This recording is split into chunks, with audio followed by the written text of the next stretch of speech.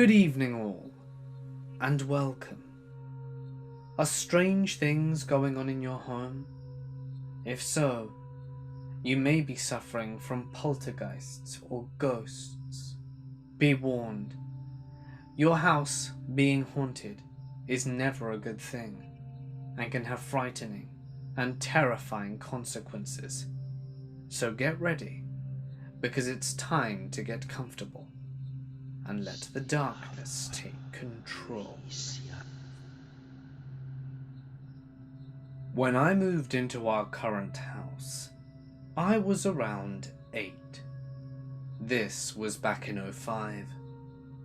I remember that we had this boring and very ugly front door.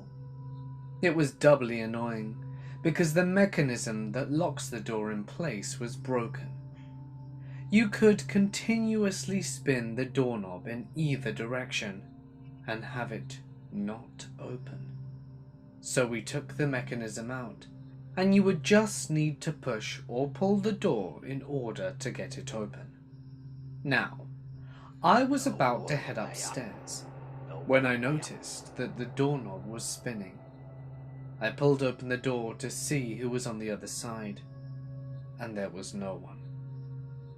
I closed the door and was about to turn around again when the doorknob continued to spin. This was only possible if someone was manually turning it. I opened the door once more, and there was no one on the other side. I stared at it in wonder when the door flew off its hinges and pushed my head into the corner of the wall. It split my head open, and I had to stay for several days at the hospital for a severe concussion. I told my parents that I just fell while holding onto the door when they asked me about it, because I knew that they wouldn't have believed me anyway. We had to replace the whole door frame, which we have today. Another story happened around 4 or 5 years later and involved my brother and I. Around when I was about 12, me and my brother were hanging out in the office room in our house. It was about 3 a.m. when we heard a bell. Not just any bell, but a tricycle bell. Just think of an average bike bell. We freaked the hell out, because we were the only two in the house at the time. We looked around the house to not find a thing. The next night, I was alone in the office around the same time when I heard the small bell. I, scared out of my mind, used my glass cup as a makeshift weapon to defend myself as I patrolled around the house. When I got to the kitchen, the tricycle that I had when I was 8, that we sold at a garage sale before we moved into the current house, rolled across the floor. No one was downstairs at the time to roll it, or ring the bell for that matter. We still have the tricycle somewhere. Another story. So my mother works a maximum security prison. There was an inmate that tried to hang himself. She was walking in on him, and she pulled him down and performed CPR. She ended up getting his heart to start again, but the damage was already done. The man was brain dead. This traumatized her pretty bad, and she got minor PTSD from it. It was bad enough that she needed therapy. Fast forward about a year or so after the event, stuff started happening around the house. Papers would come flying out of our printer. Objects would fall over on their shelves, and the TV would turn on and off at random times. These events escalated until one night my mother woke up with her arm in pain. She looks over, and her husband is laying on her arm. She says, "Hey, wake up! You're on my arm." My stepfather nudges her arm some more. "What the hell? Get off my arm!" Now mind you, my mother had surgery on her arm in the past, and it's incredibly painful even to this day. So, she is in a lot of pain. She tries to push him off her, when she finally says, "Get off my arm, you're hurting me." At this point, my stepfather opens his eyes and turns over, so that all of his weight is pinning my mother's arm down. Except it wasn't my stepfather. This man had a tomato red face, black eyes, and a toothy smile that stretched to either ends of his face to his ear. Good. My mother proceeded to flip out and start crying to stop, and that she was terrified and to get off her arm. My mother eventually pries her arm out from under this intruder and runs downstairs. She wakes the kids up and takes them into the living room to prepare to call 911. My stepdad comes down to the living room, except he is himself. He is wondering what the hell is going on, and my mother is screaming, "Get out of my house, stay away from me and stay away from the kids." It was pretty intense. Eventually my mother saw that it was actually my stepdad and calmed down. It was around this point that she decided it was probably time that they got outside help. So they called my step-grandfather. My step-grandfather's wife has a brother that is a retired priest, and he currently lives somewhere in Mexico. By calling my step-grandpa, they got his contact info and invited him up to the States as a sort of consultant. He ended up flying up and listening to our story. He ended up saying that he heard of paranormal things happening to people in his line of work, but never to the extent that it was happening to us. He ended up giving us the contact information of a female pastor that travels around and deals with this stuff. He described her to us as someone who was especially sensitive to paranormal phenomena. He told us to just call her, tell her that he referred her to us, and to invite her over. Nothing more. He was specific about not telling her anything about what was happening, and that, as soon as she steps foot into the house, she'll immediately start to spout off stuff about your house's history, people who have died there and the like. So we give her a call.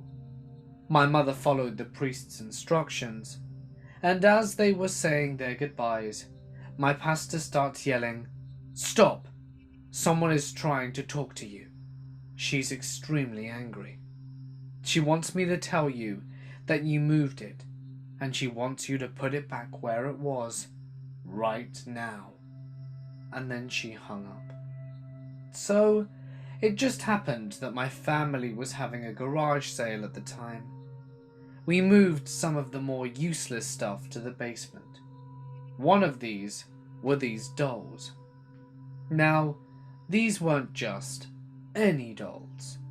These were vintage dolls from when my great-grandma was a girl, before she passed away. She was extremely adamant about my mother inheriting them. She was definitely the type of person to get angry over something like moving her possessions somewhere. As soon as the pastor hung up, she knew exactly what the pastor was talking about and moved the dolls. Now, the thing with the pastor didn't quite work out. On the day that she was supposed to visit, the pastor forgot our address and phone number and looked on her phone to contact us, except all of our contact information was erased. We ended up calling her later that day, gave her our number and address again, and she said that she was more than willing to still come over. At this point, she got into her car and it wouldn't start. She called a towing company to try and get to the shop so that it could be fixed, except the tow truck got into an accident on the way over to her house. Suffice to say, these were a coincidentally, or maybe not, long string of bad luck. so she was never able to come out. So since that didn't work out, we went to a different source for help. We called a paranormal investigation company that is local to our area. It was an interesting experience, to say the least. They came over and spent the night. They split up into groups and investigated a different part of my house. They had cameras, and these recorders that supposedly picked up on super low frequencies. One of the things that they caught floating somewhere in our guest room, as well as several orbs. They found a whole bunch of stuff on the voice recorders, and they interviewed, or so they say, 4 different entities. They identified a young girl, an older teenager, and a woman by the name of Lorelei, and a man named Frank.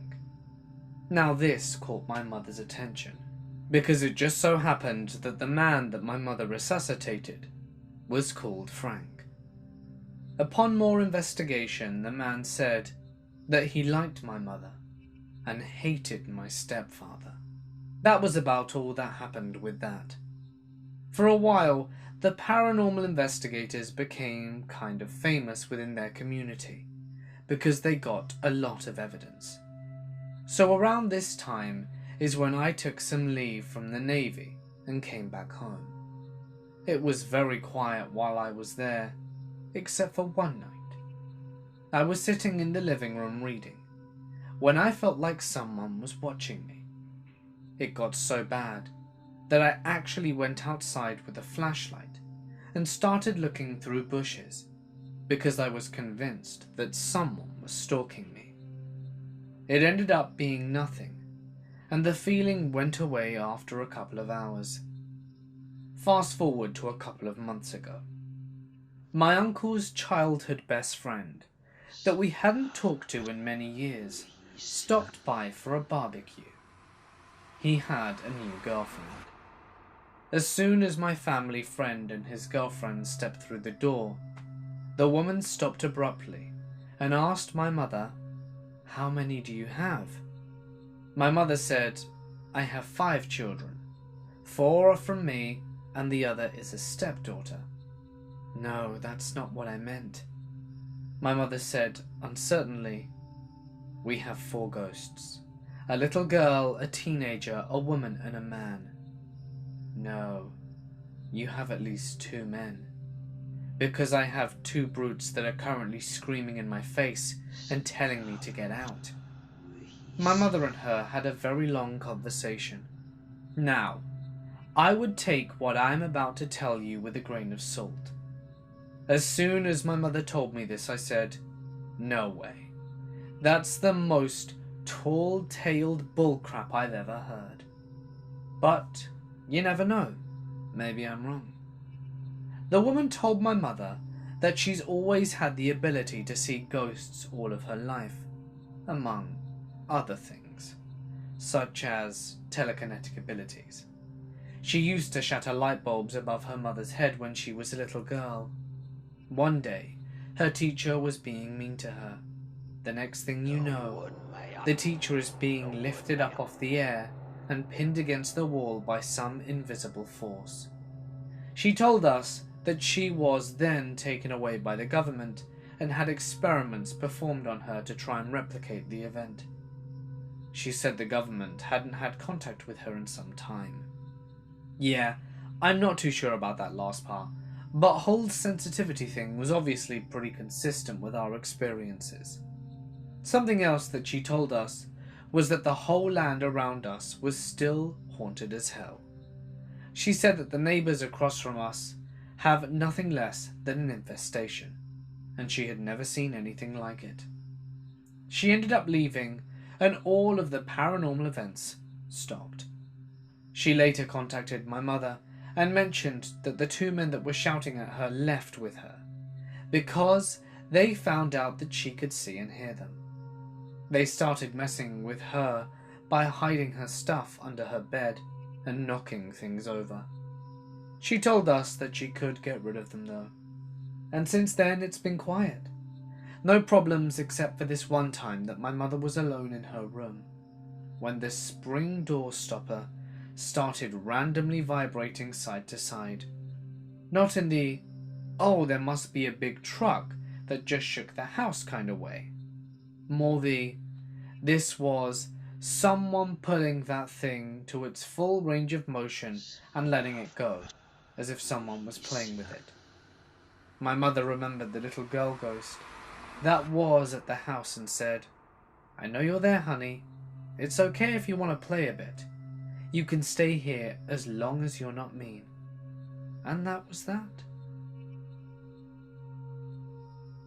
I am definitely a skeptic, but one experience I had house sitting for my aunt and uncle definitely raises some questions for me. They were going out of town for a weekend and asked if I would keep an eye on the house and take care of their dogs while they were away. I was staying with my grandparents for the summer, as I usually did, and being a 16-year-old with a brand new driver's license, I jumped at the chance for a few days of freedom, with a house to myself during my summer vacation. I picked up my PlayStation, rented some games and movies, and stocked up on snacks and headed over to their place. The first night there was uneventful, but I remember feeling slightly uneasy being in the house. Nothing out of the ordinary was going on. I just attributed the uneasiness to being in the house alone for the first time, without my aunt or uncle there.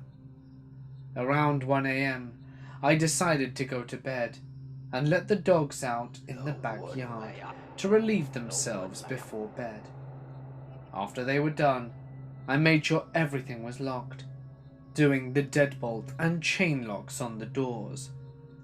I woke up the next morning, put some coffee on, and got the dogs up to let them out. The uneasiness remained. I couldn't help but feel like I was being watched, even though I knew that no one else was around. After breakfast, I decided I was going to go for a bike ride and meet up with some friends.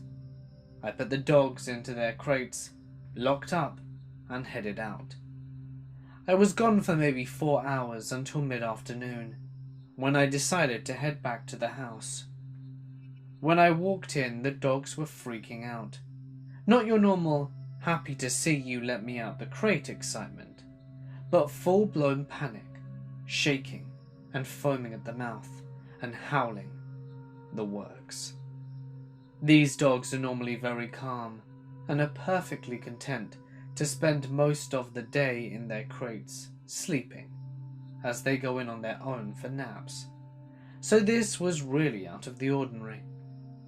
I opened the doors to their crates, but neither of them wanted to come out. Being a little freaked out myself at this point, I decided to check the house to make sure nothing had happened. All the windows were fine, everything was still locked, and the house was completely empty. At this point, I should mention how the house is laid out. It's an old house, late 1800s, and prior to my aunt and uncle owning it, it was divided up as a duplex. The upstairs was a separate apartment. They mentioned that an older woman had rented the upstairs while the previous owners lived downstairs. My aunt and uncle didn't rent the upstairs, but didn't really do anything to convert the house back into a single family dwelling. My uncle used the upstairs apartment as his home office, with several computers and a couple of modems, early 2000s dial-up. And most of the time, the door to the upstairs in the enclosed porch off the kitchen just stayed closed and locked. There wasn't really any reason to go up there. I decided, in an abundance of caution, since the dogs were so freaked out, that I should check the whole house. I unlocked the door to the upstairs and went up to check. I noticed that one of the computers was on. This was odd, as my uncle had said in his note that he'd shut off everything upstairs and unplugged the surge protectors. Maybe he meant to do so, but got into a rush to get out the doors and forgot. No big deal. We were expecting storms later, so I shut the computer down, unplugged everything, and went back downstairs, locking the door behind me. By this point, the dogs had calmed down and taken their usual spots on the couch, where I joined them to play some PlayStation. After dinner at around 8 PM, the dogs and I were still on the couch watching movies and just chilling out, when all of a sudden, one of the dogs stands up on the couch with all of the fur on his back standing on end, and begins growling towards the direction of the door to the stairs. He continued to do this for the next 5 to 10 minutes, and nothing I did would distract him from whatever he was sensing. He eventually calmed down and laid beside me again. A few hours later, at 11 PM, he resumed this, and the other dog joined in too this time. That's when I began to hear creaking coming from upstairs, like someone stepping on a loose floorboard. It didn't sound like footsteps, just like someone rocking back and forth on the loose boards.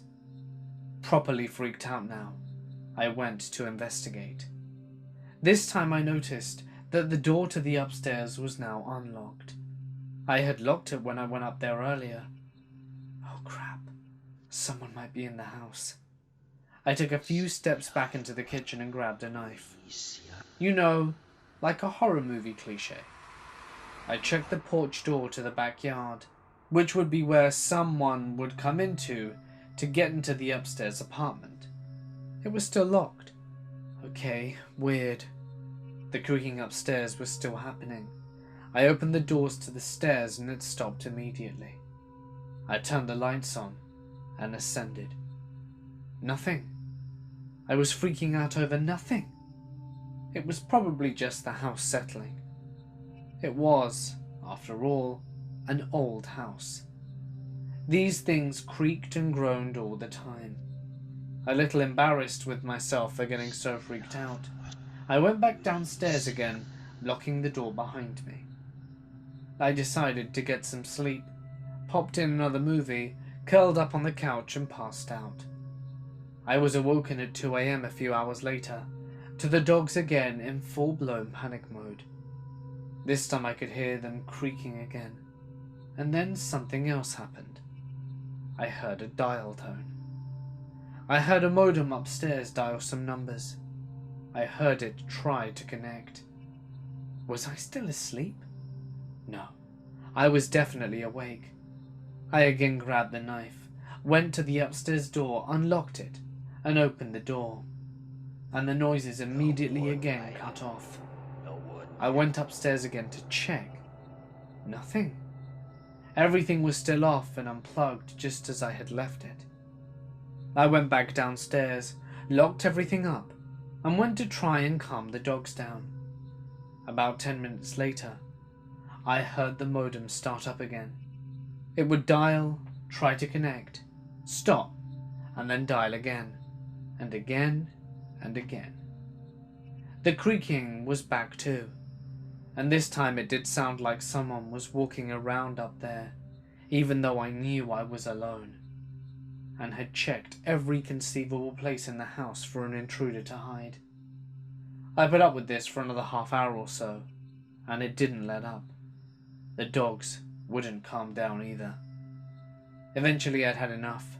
I grabbed the dogs, loaded them into my car, and got the hell out of there. I went back to my grandparents' place, and stayed with them for the rest of the night with the dogs. The next morning my grandparents were surprised to see me there, and asked what had happened.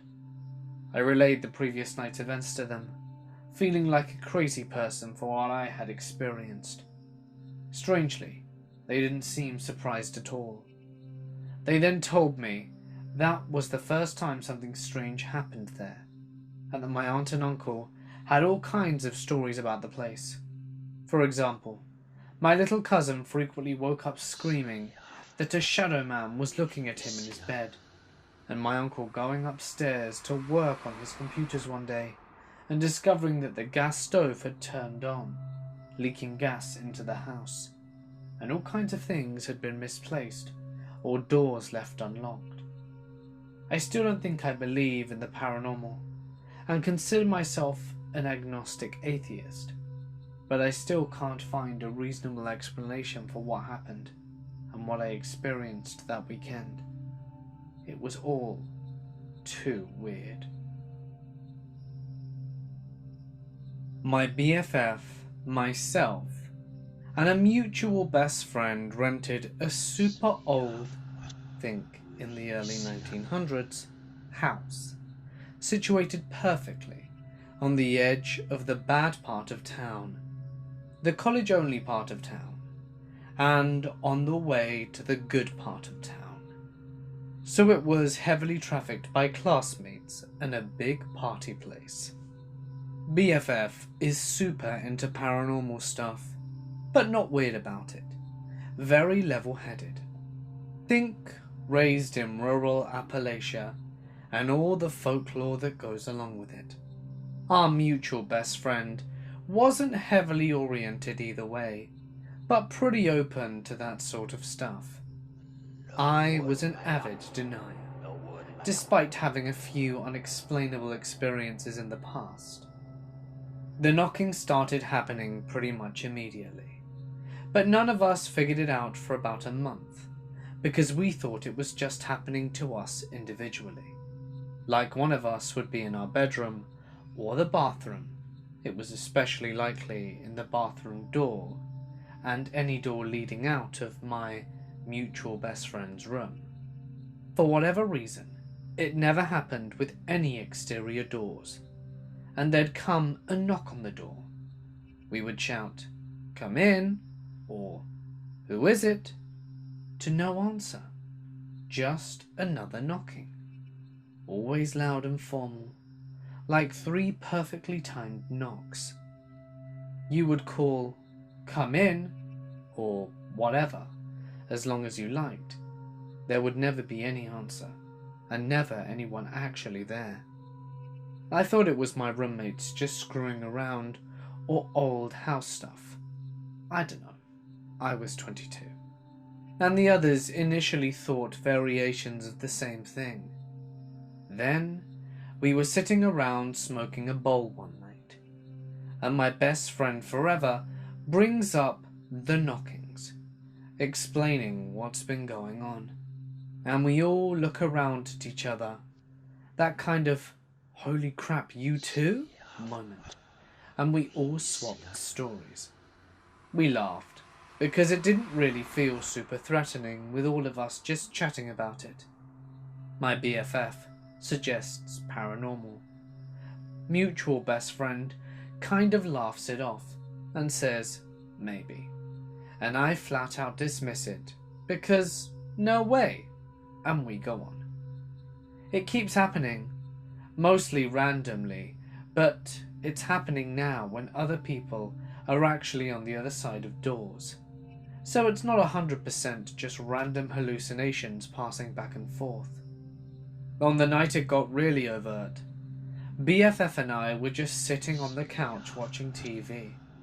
MBF in his bedroom, with doors shut. One of his bedroom doors went directly into the bathroom, one directly into the living room where my BFF and I were watching TV, and a third directly into my bedroom.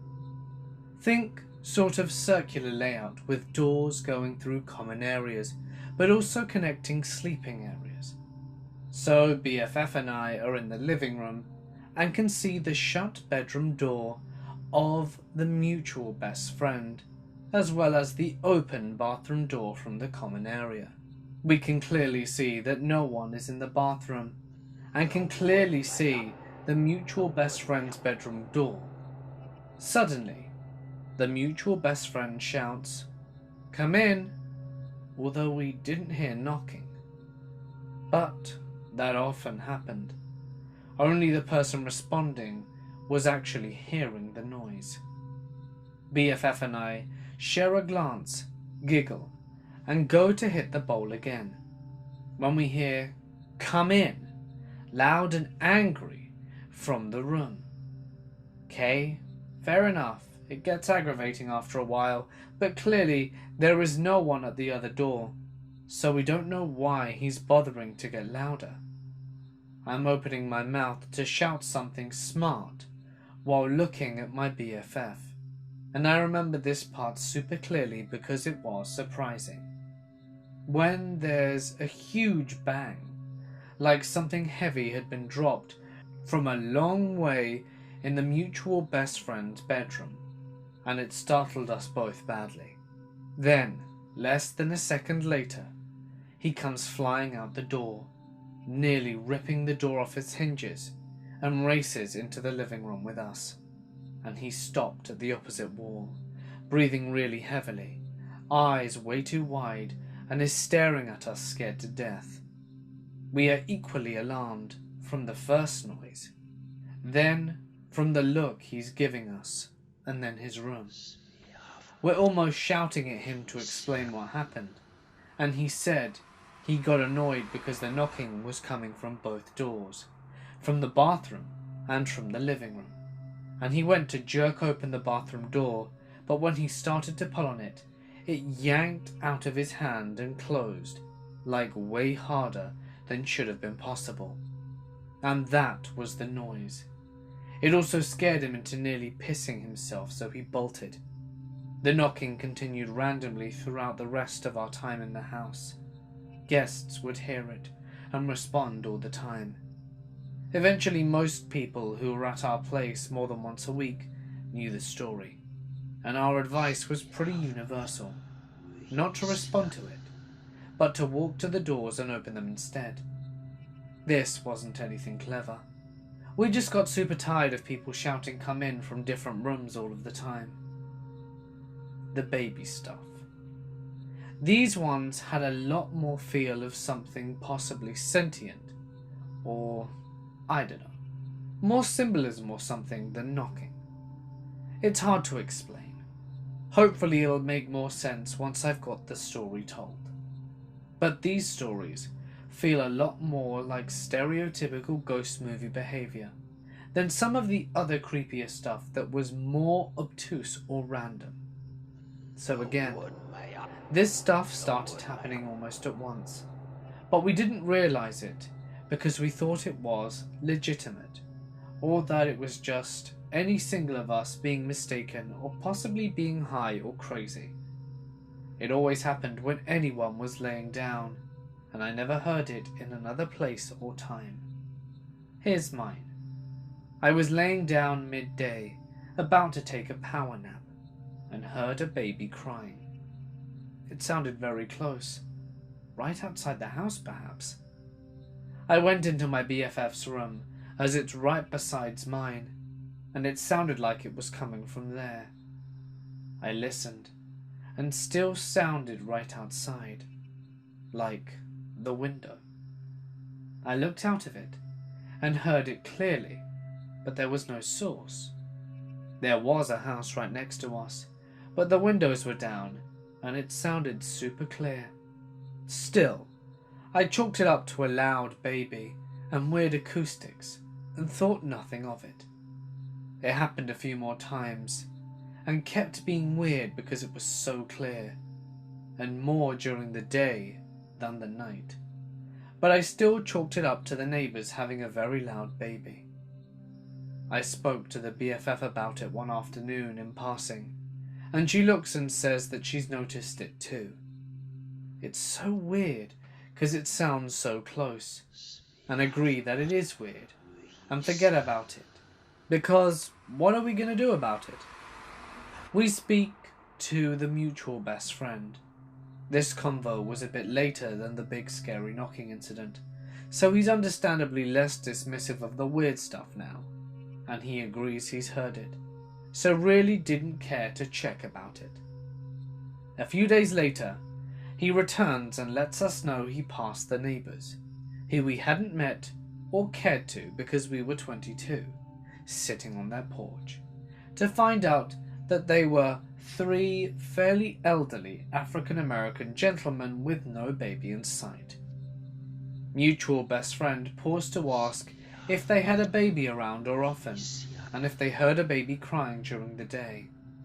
The men give adamant refusals to both questions, so my BFF and mutual best friend at this point are feeling fairly crazy overall.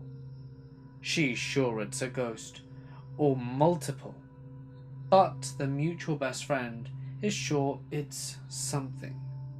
I'm mostly annoyed, but also I'm not a total idiot, so I'm admitting that something is weird. So we start asking people who spend a lot of time in the house, close friends, dealers, buyers, significant others, and people allowed to chill at our spot between classes if they're having any of these experiences.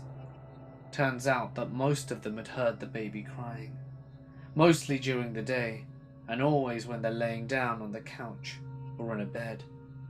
Whatever, but no one ever heard it initially while they were up and about. We circle the house inside and out a dozen times while we hear it with different people and different times, trying to pinpoint where it was coming from. The best way to describe it was if you were standing in my BFF's bedroom. It sounded as if it was just on the other side of the exterior wall to the house. If you went to the exact spot of the house outside, it sounded like the crying was coming from just the other side inside my best friend's room. That's where it was loudest, and no one else could detect it coming any more strongly from any other direction. Weird as hell. I lived in 4 creepy and haunted houses. They all had some pretty horrifying things, but the third one was the scariest. I was in high school when me, my mum and stepdad lived there. I moved in with them when I was 15. My mum had married him a few months before. Anyway, one night I noticed the doorknob on my bedroom door was shaking, like horribly shaking. It was locked though. I thought maybe it was like a train, but it kept happening. I thought that maybe it was my stepdad being a creep. I didn't know him very well at that point, so I started leaving it unlocked to try and see if it was him trying to get in. It would still just shake. Then it happened. Day, night, any time I shut the door. Sometimes I would get up at night to get a snack, since I have had a hard time sleeping since I was a kid. I'd hear footsteps behind me, or the floor creaking. It was a really small house too, and no one else was up. There's not anywhere to hide. I'd feel my shirt tugged sometimes too, just at the bottom of it, like a little kid would do when they want attention. The scariest 2 things are one morning, it was winter and around 6 AM or so still dark outside, and I was in the living room watching TV and getting ready for school. My stepdad was in the back of the house in his room sleeping, and my mum was heading out the front door to work, and she turned around and said bye to me. And we hear this little girl's voice clear as day say, "Goodbye." My mum looked at me and I screamed, and her husband comes running up, asking what happened. And my mum told him, and then was like, "Well, note to this, bye," and left. Then, the last scary thing was that our neighbour, whose backyard connected to ours, but they lived around the corner, came over to yell at my mum one day, saying that she's a crappy mum for letting our little sister out all night and play on the swing. We had a rope tied to a tree that no one ever used, and my youngest sister lived in another town with my dad, and so my mum was really confused. The neighbour said she would go out for a smoke at night and would see a little girl swinging on the rope and laughing, and she'd see it multiple times when she went out. My aunt works at the city and did research, saying that our house had been moved from another location. It was really old. I don't know if either of these attributed to the little girl or what. About 8 to 10 years ago, my family moved into a small house in Beech Grove, Indiana. It was a 2-story house with a basement. Our basement was used as a playroom for me and my 2 siblings. It was shaped in an odd way, almost like a horseshoe. It had a divider wall running horizontally down the basement. One side was a playroom, and the other had our washer, dryer, and storage space. This storage space was creepy as hell, and no one liked going back there. It was straight out of a horror movie, dark, with only a single light bulb in the center of the room, that had a pull string dangling and warm colors on the walls. The best part is that on the other side of the thin divider wall was the kids' playroom.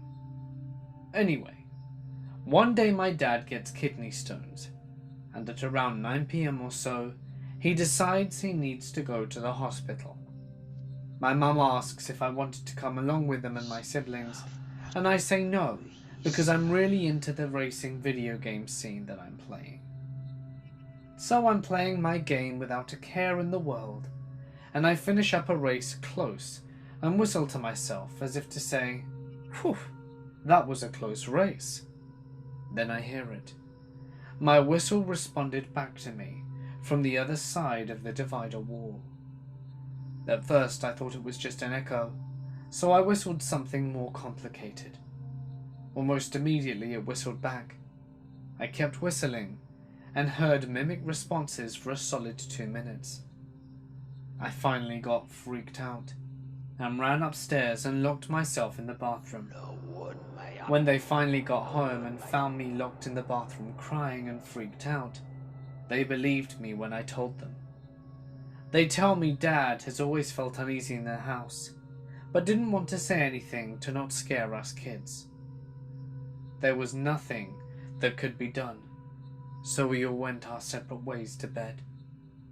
Later that same night, my mother was awoken by my dad swaying his leg back and forth, moving the bed. She looked at him and asked why he was doing it. He said he couldn't help that, and that they were rocking the bed. She asked who they were, and he told her, "The people around our bed. Don't you see them?" She didn't see anything. Needless to say, we do not live there anymore. Hey guys, it's Mort here, and thank you so much for listening. I hope that you enjoyed tonight's installment. If you did, it would be so awesome if you could drop a like and leave a comment with your thoughts. That always helps and goes a long way. I've seen a few comments say, "But why does it help?" So I'm going to briefly explain it. You see, YouTube picks up on the interaction you leave on a video. Let's say you really like a video. If you leave a like or drop a comment, YouTube sees that, and they know that you've seen the video, or a part of it if you haven't seen all of it. And the more interaction a video gets, the higher its interaction score, I suppose. And they take this into account along with how long you watch for and a whole load of other factors, and that will determine how well they rank your video. Now, that is a very ambiguous term, but from what I understand, it means that it's more likely to be promoted to other subscribers who perhaps watch a bit more infrequently, to appear on the right hand side as a related video, and all kinds of stuff. So it's just generally better for everyone if you drop a like and leave a comment, because it helps me, it helps your fellow subscribers get notified, and it keeps the channel ticking and letting me be able to produce the content that you enjoy. So if you liked it, please drop a like. You know what would be amazing? If we hit 1,000 likes. I don't think I've hit 1,000 likes in under 24 hours before, so that would be pretty impressive. Let's see if we can do that. I'd be super grateful if we could. If there's a story that you'd like to share, don't forget that you can email it to me or post it to my Reddit. Either are fine, and they should be released in a video shortly. But anyway, for now guys, I'm gonna sign off. Stay awesome, and I'll see you in the next one.